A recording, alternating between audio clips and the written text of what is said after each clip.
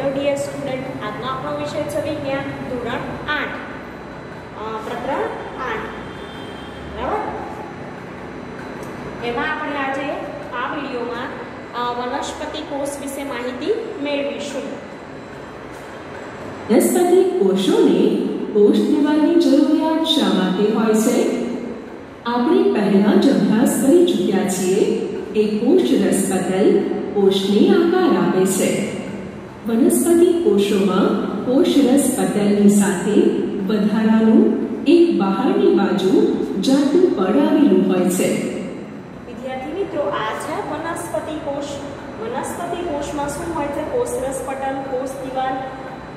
વનસ્પતિ કોષોમાં કોષ રસપટલની સાથે વધારાનું એક બહારની બાજુ જાડું પડ આવેલું હોય છે, જેને શું કહેવાય? કોષ દિવાલ કહે છે. એટલે તમારા નોટબુકમાં જેને કોષ દિવાલ કહે છે. કોષ દિવાલ નીચે હોય છે અને મુક્ત રીતે પ્રવેશશીલ હોય છે. કોષ રસપટલની ફરતે આ વધારાનું પડ વનસ્પતિના કોષોના રક્ષણ માટે જરૂરી છે. વનસ્પતિ કોષોને તાપમાન, ઝડપથી ગતિ કરતી હવા, વાતાવરણીય ભેજ, વિદ્યાર્થી મિત્રો, વનસ્પતિ છે તાપમાન, ઝડપથી ગતિ કરતી હવા, વાતાવરણીય ભેજ વગેરેથી રક્ષણની જરૂર છે. તે આ પરિવર્તનોથી પ્રભાવિત થાય છે કારણ કે તે સ્થાન બદલી શકતી નથી. વિદ્યાર્થી મિત્રો, એ પ્રભાવિત થાય કારણ કે તે સ્થાન બદલી શકતી નથી. જેવી રીતે ડુંગળીના પટલની સ્લાઇડ તૈયાર કરી હતી, તેવી જ રીતે તમે ફ્રેડેસ્કેન્શિયા, ઇલોડિયા અથવા ડિયોના પર્ણની છાલમાંથી પણ સ્લાઇડ બનાવી અવલોકન કરી શકો છો. વિદ્યાર્થી મિત્રો, ફ્રેડેસ્કેન્શિયા, ઇલોડિયા એ બધાની છાલમાંથી પણ આપણે આવી રીતે કોષ જોઈ શકીએ. પહેલીએ બુજોને પૂછ્યું કે શું તે પ્રાણી કોષનું પણ અવલોકન કરી શકે છે? ચાલો તેના સવાલનો જવાબ મેળવવા માટે એક પ્રવૃત્તિ કરીએ. વિદ્યાર્થી મિત્રો, આ ચેપ્ટરમાં આપણે ડુંગળીના કોષની નામ નિર્દેશકવાળી આકૃતિ, વનસ્પતિ કોષની નામ નિર્દેશકવાળી આકૃતિ, પ્રાણી કોષની નામ નિર્દેશકવાળી આકૃતિ તૈયાર કરવાની છે. પ્રવૃત્તિ: એક સ્વચ્છ ટૂથપીક લો અથવા માચીસની સળી લો જેનો ગંધકવાળો છેડો તોડી નાખેલો હોય. તેની મદદથી ગાલની અંદરની સપાટીને ધીમે ધીમે ખોતરો અને તે દ્રવ્યને કાચની સ્લાઇડ પર રાખી પાણીમાં રાખો. વિદ્યાર્થી મિત્રો, આપણો ગાલનો જે અંદરનો ભાગ હોય એ ગાલના અંદરના ભાગમાં ધીમે ધીમે ટૂથપીક કે એવી સળી વડે કોતરવાનું અને પછી આવી રીતે સ્લાઇડ પર મૂકવાનું. જેમ આપણે ડુંગળીના કોષની સ્લાઇડ બનાવી હતી, એમ આપણે શેની બનાવી? ગાલના કોષની. તેમાં આયોડીનનું એક ટીપું ઉમેરો અને શું નાખ્યું એમાં વિદ્યાર્થી મિત્રો? આયોડીનના દ્રાવણનું એક ટીપું. તેના ઉપર કવર સ્લિપ મૂકો અથવા વિકલ્પ સ્વરૂપે મિથિલિન બ્લુના 1-2 ટીપા લઈ શકો છો. વિદ્યાર્થી મિત્રો, આમાં શું નાખવાનું છે? Methylene blue. એના પણ ટીપા નાખી શકો. હવે સ્લાઇડનું અવલોકન માઇક્રોસ્કોપમાં કરો. હવે આ જે સ્લાઇડ છે એ સ્લાઇડનું અવલોકન તમારે માઇક્રોસ્કોપમાં કરવાનું છે. તમને ગાલના પડમાં અનેક કોષો જોવા મળશે. તમે કોષ રસપટલ, કોષ રસ અને કોષ કેન્દ્રને ઓળખી શકશો. વિદ્યાર્થી મિત્રો, પ્રાણી કોષોમાં કોષ દિવાલ હોય છે એ ગેરહાજર હોય છે. આ પ્રાણી કોષની આકૃતિ તમારે જોવાની છે. પ્રાણી કોષમાં તમે જુઓ કે એમાં કોષ દિવાલ ગેરહાજર હોય છે. બીજી અંગિકાઓ પણ તમે અહીંયા જોઈ શકો. આપણે નામ નિર્દેશનવાળી આકૃતિ તૈયાર કરવાની છે. અને જેમ ડુંગળીનો કોષ દેખાતો એમ ગાલનો કોષ સૂક્ષ્મદર્શક યંત્રમાં આવી રીતે જોવા મળે છે. પ્રાણી કોષોમાં કોષ દિવાલ ગેરહાજર હોય છે. કોષરસ એ કોષ રસપટલ અને કોષ કેન્દ્રની વચ્ચે જેલી જેવા દ્રવ્ય સ્વરૂપે હાજર હોય છે. વિદ્યાર્થી મિત્રો, કોષરસ છે કોષ રસપટલ અને કોષ કેન્દ્રની વચ્ચે જેલી જેવા દ્રવ્ય સ્વરૂપે હાજર હોય છે. અહીંયા તમે જુઓ, આ કોષ રસપટલ છે. આ કોષરસના કોષ કેન્દ્ર છે. કોષના બીજા અન્ય ભાગો અથવા અંગિકાઓ કોષરસમાં આવેલી હોય છે. અંગિકાઓ જેવી કે કણાભસૂત્ર, ગોલ્ગી કાય, રિબોઝોમ્સ વગેરેનો અભ્યાસ તમે હવે પછીના ધોરણમાં કરશો. વિદ્યાર્થી મિત્રો, કોષરસમાં એ ઉપરાંત કણાભસૂત્ર છે, ગોલ્ગી કાય, રિબોઝોમ એ તમારે 9મા ધોરણમાં પણ ભણવામાં આવશે. આ તમારો પાયાનો પાઠ છે કે 8મા ધોરણમાં તમે ભણશો કોષ વિશે, અંગિકાઓ વિશે. આ પાઠની વધારે માહિતી તમે 9મા 10મા ધોરણમાં પણ ભણશો. એટલે આ પાઠમાં જે આવે છે એ તમારે સમજવાનું છે અને તૈયાર કરવાનું છે. કોષ કેન્દ્ર સજીવ કોષનો આ એક મહત્વનો સંઘટક છે. સામાન્યતઃ આ ગોળાકાર હોય છે અને કોષના મધ્ય ભાગમાં ગોઠવાયેલ હોય છે. તેને સરળતાથી અભિરંજિત કરીને માઇક્રોસ્કોપની મદદથી જોઈ શકાય છે. કોષ કેન્દ્ર કોષરસથી એક પટલ દ્વારા અલગ થયેલું હોય છે. વિદ્યાર્થી મિત્રો, કોષ કેન્દ્ર છે એ કોષરસથી એક પટલ દ્વારા અલગ થયેલું હોય છે, જેને કોષ કેન્દ્ર પટલ કહે છે. જેને કોષ કેન્દ્ર પટલ કહે છે. આ પટલ પણ છિદ્રાળુ હોય છે તથા કોષરસ તેમજ કોષ કેન્દ્રની વચ્ચે પદાર્થોની અવરજવર માટેનું નિયંત્રણ કરે છે. ઉચ્ચ વિવર્ધન ક્ષમતાવાળા માઇક્રોસ્કોપમાં જોતા કોષ કેન્દ્રમાં એક નાની ગોળાકાર સંરચના જોવા મળે છે. વિદ્યાર્થી મિત્રો, તમે અહીંયા આકૃતિમાં જો આ કોષ કેન્દ્ર, છિદ્રો છે, કોષરસ, કોષ કેન્દ્ર પટલ અને વચ્ચે જોવા મળે છે છિદ્ર, જેને કોષ કેન્દ્રિકા કહે છે. તેના સિવાય કોષ કેન્દ્રમાં દોરી જેવી સમાન સંરચનાઓ પણ જોવા મળે છે. હવે એમાં દોરી જેવી સમાન સંરચના પણ જોવા મળે છે. જેને રંગસૂત્રો કહે છે. તે જનીન ધરાવે છે તથા આનુવંશિક લક્ષણોનું પિતૃ પેઢીમાંથી સંતતિ પેઢીમાં વહન કરે છે. તે શું ધરાવે છે? જનીન ધરાવે. પિતૃ પેઢીમાંથી પોતાના બાળકમાં એનું વહન થાય છે, જનીનનું. રંગસૂત્ર કોષ વિભાજન દરમિયાન જોવા મળે છે. રંગસૂત્ર મુખ્યત્વે ડીએનએ અને પ્રોટીનનું બનેલું હોય છે. વિદ્યાર્થી મિત્રો, રંગસૂત્રની વાત કરીએ કે કોષ વિભાજન વખતે આપણને રંગસૂત્ર જોવા મળે છે એ પ્રોટીન અને ડીએનએના બનેલા હોય છે. ડીએનએ એક પેઢીમાંથી બીજી પેઢીમાં એટલે કે પિતામાંથી પુત્રમાં વારસાગત લક્ષણોના વહન માટે જવાબદાર છે. યાદ રાખજો વિદ્યાર્થી મિત્રો, ડીએનએ છે પિતામાંથી પુત્રમાં વારસાગત લક્ષણો માટે જવાબદાર છે. જનીન ડીએનએના કાર્યરત ખંડને જનીન કહે છે. સજીવોમાં આનુવંશિકતાનું એકમ જનીન છે. તે પિતૃ પેઢીમાંથી સંતતિ પેઢીમાં આનુવંશિક લક્ષણોનું વહન અને નિયંત્રણ કરે છે. વિદ્યાર્થી મિત્રો, હવે વાત છે જનીન એટલે શું, બરાબર? તો સજીવોમાં આનુવંશિકતાનો એકમ જનીન છે. હવે ભૂરાવાળ, કાળી આંખો, રૂધિર જૂથ, તો અહીંયા તમે જો પિતા અને માતા બંનેના લક્ષણ આપેલા છે. પિતાના લક્ષણ જુઓ, કાળા વાળ, કાળી આંખો, રૂધિર જૂથ A, અને ભૂરા વાળ, કાળી આંખો, રૂધિર જૂથ B છે. તો અહીંયા શું થયું કે ભૂરા વાળ મમ્મીના છે, કાળી આંખો બંનેની છે અને રૂધિર જૂથ કયું આવ્યું? તો સજીવોમાં આનુવંશિકતાનો એકમ જનીન છે. એ ઉપરાંત જનીન શું કામ કરે? તો જનીન પિતૃ પેઢીમાંથી સંતતિ પેઢીમાં આનુવંશિક લક્ષણોનું વહન અને નિયંત્રણ કરે છે. બરાબર? તમે અહીંયા જોઈ શકો છો.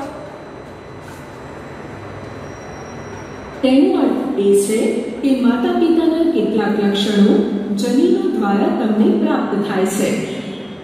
જો તમારા પિતાને બદામી આંખો હોય તો સંભવ છે કે તમને પણ બદામી આંખો હોય. જો તમારી માતાની વાંકડિયા વાળ હોય તો સંભવ છે કે તમને પણ વાંકડિયા વાળ હોય. પરંતુ પિતૃમાંથી પ્રાપ્ત વિભિન્ન સંયોજિત જનીન પ્રાપ્ત થવાના કારણે લક્ષણો ભિન્ન પણ હોઈ શકે છે. આનુવંશિક લક્ષણોથી વિશેષ કોષ કેન્દ્ર કોષની ક્રિયાઓનું પણ નિયમન કરે છે. સજીવ કોષમાં સમગ્ર સંઘટકને જીવરસ કહે છે. તેમાં કોષરસ અને કોષ કેન્દ્ર બંનેનો સમાવેશ થાય છે. વિદ્યાર્થી મિત્રો, સજીવ કોષમાં સમગ્ર સંઘટકને જીવરસ કહે છે. આ વ્યાખ્યા છે જીવરસની. તેમાં કોષરસ અને કોષ કેન્દ્ર એમ બંનેનો સમાવેશ થાય છે. જીવરસ કોષને જીવંત ઘટક તરીકે ઓળખવામાં આવે છે. જીવરસ છે કોષનો જીવંત ઘટક તરીકે પણ ઓળખવામાં આવે છે. યાદ રાખજો. પહેલી જાણવા માંગે છે કે શું વનસ્પતિ, પ્રાણીઓ અને બેક્ટેરિયાના કોષમાં કોષ કેન્દ્રની રચના એક સમાન હોય છે? બેક્ટેરિયલ કોષનું કોષ કેન્દ્ર બહુકોષીય સજીવના કોષ કેન્દ્રની જેમ સુયોજિત નથી હોતું. તેનામાં બેક્ટેરિયલ કોષ છે એમાં કોષ કેન્દ્રીય વિસ્તાર અને બહુકોષીય સજીવોના કોષ બંનેમાં કેવું હોય કે અલગ અલગ હોય. કોષ કેન્દ્ર પટલની ગેરહાજરી હોય છે. એવા કોષો જેમાં કોષ કેન્દ્ર દ્રવ્ય કોષ કેન્દ્ર પટલ વગર હોય છે તેને આદિકોષ કેન્દ્રીય કોષ પ્રોકેરિયોટિક કહેવાય છે. વિદ્યાર્થી મિત્રો, એવા કોષો કે જેમાં કોષ કેન્દ્ર દ્રવ્ય કોષ કેન્દ્ર પટલ વગર હોય તેને આદિકોષ કેન્દ્રીય કોષ કહેવાય છે. આ પ્રકારના કોષોવાળા સજીવો આદિકોષ કેન્દ્રીય સજીવો તરીકે ઓળખાય છે. બરાબર. તો એ પ્રકારના જે સજીવો હોય તેને શું કહેવાય? આદિકોષ કેન્દ્રીય સજીવો. પ્રો એટલે આદિ, કેરિયોન એટલે કોષ કેન્દ્રીય. પ્રો એટલે શું કહેવાય વિદ્યાર્થી મિત્રો? અહીંયા નામનું આપેલું છે એનું કે કેવી રીતે નામ. તો પ્રો કેરિયોટિક એટલે પ્રો એટલે આદિ અને કેરિયોન એટલે કોષ કેન્દ્રીય. બેક્ટેરિયા અને નીલહરિત લીલ તેનું ઉદાહરણ છે.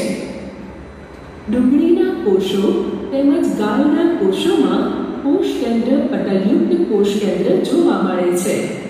તેને સુકોષ કેન્દ્રીય કોષો કહે છે. વિદ્યાર્થી મિત્રો, ડુંગળીનો કોષ છે અને ગાયનો કોષ છે એમાં કોષ કેન્દ્ર પટલ જોવા મળે એટલે કેવા છે? સુકોષ કેન્દ્રી. અને આવા કોષ ધરાવતા સજીવોને સુકોષ કેન્દ્રી એટલે કે યુકેરિયોટિક સજીવો કહે છે. યુ એટલે સુ અને કેરિયોન એટલે કોષ કેન્દ્રીય. વિદ્યાર્થી મિત્રો, અહીંયા સુકોષ કેન્દ્રીય માટે પણ આપેલું છે કે યુકેરિયોટિક એટલે યુ એટલે શું અને કેરિયોન એટલે કોષ કેન્દ્રીય. ડુંગળીના કોષનું સૂક્ષ્મ દર્શક યંત્ર વડે અવલોકન કરતી વખતે તમે કોષ રસમાં રહેલી ખાલી જગ્યાઓ પર ધ્યાન આપ્યું. તેને રસધાની કહે છે. ડુંગળીના કોષની જેમ રસધાની એક તેમજ મોટી હોય છે. ગાયના કોષમાં નાની નાની રસધાનીઓ હોય છે. વિદ્યાર્થી મિત્રો, વનસ્પતિ કોષમાં રસધાની મોટી હોય જ્યારે ગાયના કોષમાં રસધાની કેવી હોય? નાની હોય છે. મોટી રસધાનીઓ સામાન્ય રીતે વનસ્પતિ કોષોમાં જોવા મળે છે. પ્રાણી કોષમાં આ રસધાનીઓ અત્યંત નાની હોય છે. ક્લેડેસ્કેન્શિયાના પર્ણના કોષોમાં તમે અનેક નાની રંગની સંરચનાઓ જોઈ હશે. તે પર્ણકોષના કોષરસમાં વેરવિખેર આવેલી હોય છે. તેને રંજકકણ કહે છે. તે જુદા જુદા રંગોના હોય છે. તેમાંથી કેટલાક લીલા રંગના હોય છે. તેને હરિતદ્રવ્ય કહે છે. વિદ્યાર્થી મિત્રો, લીલો રંગ ધરાવે તેને શું કહેવાય? હરિતદ્રવ્ય. લીલા રંગના રંજકકણને હરિતકણ કહેવામાં આવે છે. તે પર્ણોને લીલા રંગ પ્રદાન કરે છે. વિદ્યાર્થી મિત્રો, પર્ણનો લીલો રંગ છે કોને આભારી છે? તો હરિતદ્રવ્યને આભારી છે. તમને યાદ હશે કે પર્ણના હરિતકણમાં આવેલ હરિતદ્રવ્ય પ્રકાશ સંશ્લેષણ માટે આવશ્યક હોય છે. વનસ્પતિ કોષ અને પ્રાણી કોષની તુલના. करो तो तेना आधार पर वनस्पति कोश અને પ્રાણી કોષની સંરચનાની તુલના કરી શકશો। આ આકૃતિનું ધ્યાનપૂર્વક અવલોકન કરો। ચાલો વનસ્પતિ તેમજ પ્રાણી કોષની વચ્ચે રહેલી સમાનતા તેમજ ભિન્નતાની યાદી બનાવીએ। કોષ રસપટલ વનસ્પતિ કોષ અને પ્રાણી કોષ બંનેમાં હાજર હોય છે। વનસ્પતિ કોષમાં કોષ દિવાલ હાજર હોય છે, જ્યારે પ્રાણી કોષમાં ગેરહાજર હોય છે। બંને કોષોમાં કોષ કેન્દ્ર હાજર હોય છે। વનસ્પતિ કોષ તથા પ્રાણી કોષમાં કોષ કેન્દ્ર પટલ જોવા મળે છે। કોષ રસ બંને કોષોમાં હાજર હોય છે। રંજક કણો વનસ્પતિ કોષમાં હાજર હોય છે, જ્યારે પ્રાણી કોષમાં હાજર હોતા નથી। મોટી રસધાનીઓ સામાન્ય રીતે વનસ્પતિ કોષોમાં જોવા મળે છે। હવે વિદ્યાર્થી મિત્રો, અહીંયા ભાગો કીધા છે વનસ્પતિ કોષમાં અને પ્રાણી કોષમાં। વાત કરીએ કોષરસ પટલ, પછી કોષ દિવાલ, કોષ કેન્દ્ર પટલ, કોષ રસ, રંજક કણ અને રસધાની। તો વનસ્પતિ કોષમાં કોષરસ પટલ હાજર હોય છે અને પ્રાણી કોષમાં પણ કોષરસ પટલ હોય છે। ત્યારબાદ કોષ દિવાલ, તો વનસ્પતિ કોષમાં કોષ દિવાલ હાજર હોય છે, પ્રાણી કોષમાં કોષ દિવાલ હોતી નથી। કોષ કેન્દ્ર, એમાં વનસ્પતિ કોષ હાજર હોય અને પ્રાણી કોષ કેવો હોય છે, ગેરહાજર હોય, એમાં પણ હાજર હોય છે। કોષ કેન્દ્ર પટલમાં વનસ્પતિ કોષમાં કોષ કેન્દ્ર પટલ હાજર હોય અને પ્રાણી કોષમાં પણ એ જોવા મળે છે। ત્યારબાદ કોષ રસ, તો બંનેમાં હાજર હોય, વનસ્પતિ કોષ અને પ્રાણી કોષ છે। રંજક કણ છે એ એટલે કે હરિત કણ, એ વનસ્પતિ કોષમાં હોય છે, પ્રાણી કોષમાં હોતા નથી। બે વસ્તુ યાદ રાખજો કે કોષ દિવાલ એ વનસ્પતિ કોષમાં હોય છે, રંજક કણ પણ વનસ્પતિ કોષમાં હોય છે, પરંતુ પ્રાણી કોષમાં હોતા નથી। અને છેલ્લે રસધાની બંનેમાં હાજર હોય છે। પ્રાણી કોષમાં આ રસધાનીઓ અત્યંત નાની હોય છે।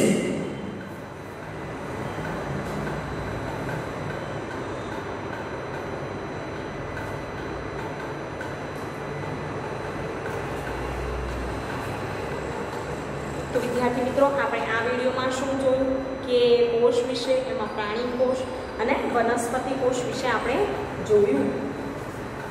હવે આપણે આગળ જોઈએ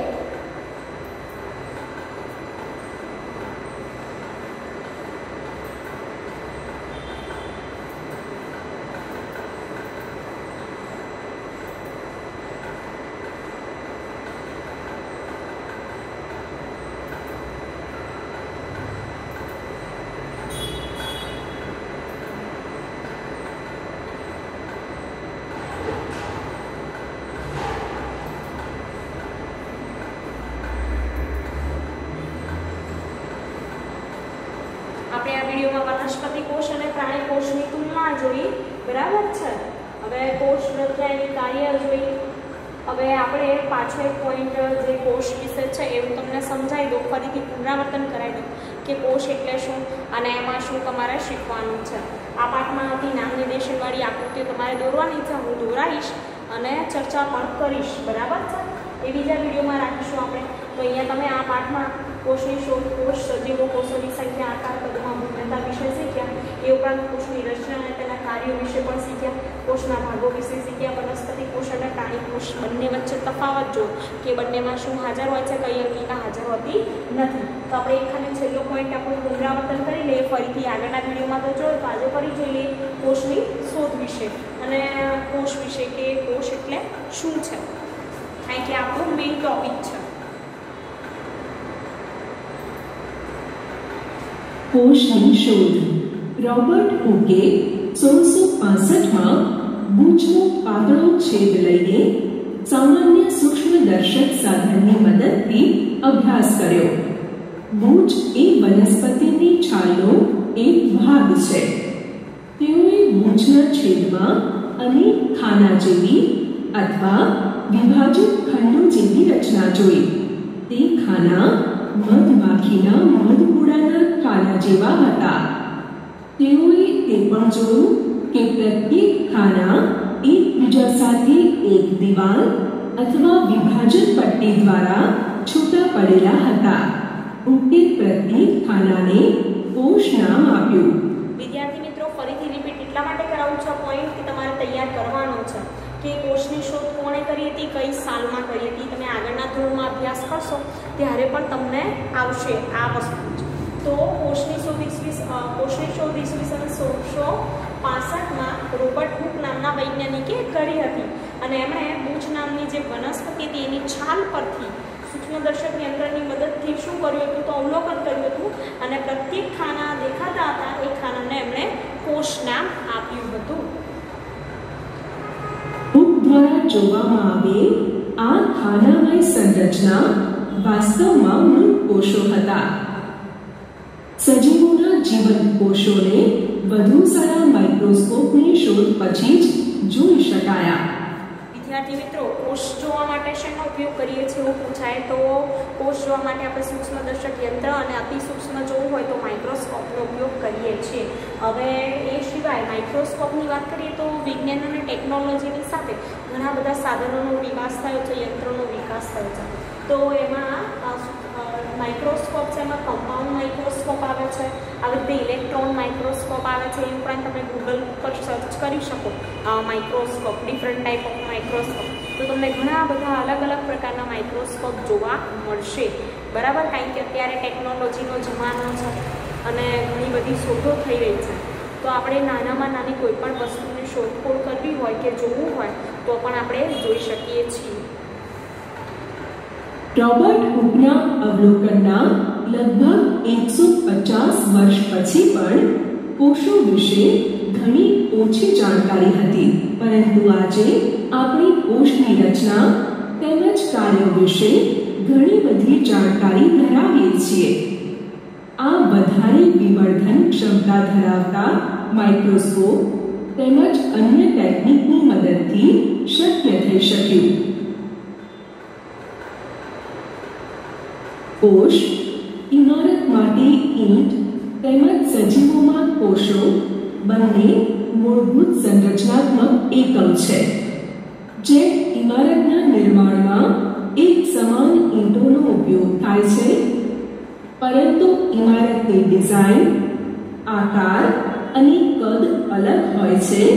તે જ પ્રકારે સજીવ સૃષ્ટિના સજીવો પણ એકબીજાથી જુદા હોય છે, પરંતુ બધા સજીવો કોષોના બનેલા હોય છે. નિર્જીવ ઈંટોની સાપેક્ષમાં સજીવોના કોષોની સંરચના અત્યંત વધારે જટિલ હોય છે. પહેલી બોલી, મરઘીનું ઈંડું સરળતાથી જોઈ શકાય છે.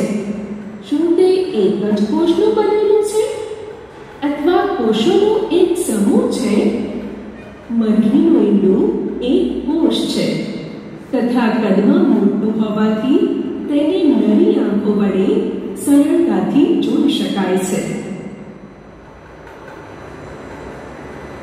સજીવોમાં કોષોની સંખ્યા, આકાર અને કદમાં વિભિન્નતા હોય છે. વિદ્યાર્થી મિત્રો, તો આ પાઠમાં આપણે કોષની રચના, તેના કાર્યો, તેની શોધ કોણે કરી, એની અંદર કોષની અંદર આવેલી અંગિકાઓમાં પેશીઓ અને એના કાર્યો વિશે આપણે અભ્યાસ કર્યો. પ્રાણી કોષ, વનસ્પતિ કોષ જોયું કે પ્રાણી કોષમાં કઈ અંગિકા હોય, વનસ્પતિ કોષમાં કઈ અંગિકા હોય. આપણે ડુંગળીના કોષનો પ્રયોગ જોયો અને ગાલના કોષનો પણ પ્રયોગ જોયો, એટલે કે પ્રવૃત્તિ જોઈ. એના પરથી તમને જાણકારી મળી હશે કે કોષ એટલે શું છે. તો આપણા શરીરનો રચનાત્મક અને ક્રિયાત્મક એકમ કોષ છે. બધી જ જૈવિક પ્રક્રિયાઓ કોષ વગર શક્ય નથી. કોષ હોય તો જ શક્ય છે. બરાબર, તો આ વિડીયોમાં આપણે આટલી સુધી માહિતી રાખીશું. તમે પાઠનું વાંચન કરજો, ટેક્સ્ટ બુકમાંથી વિડીયો જોજો અને તૈયારી કરજો. Thank you.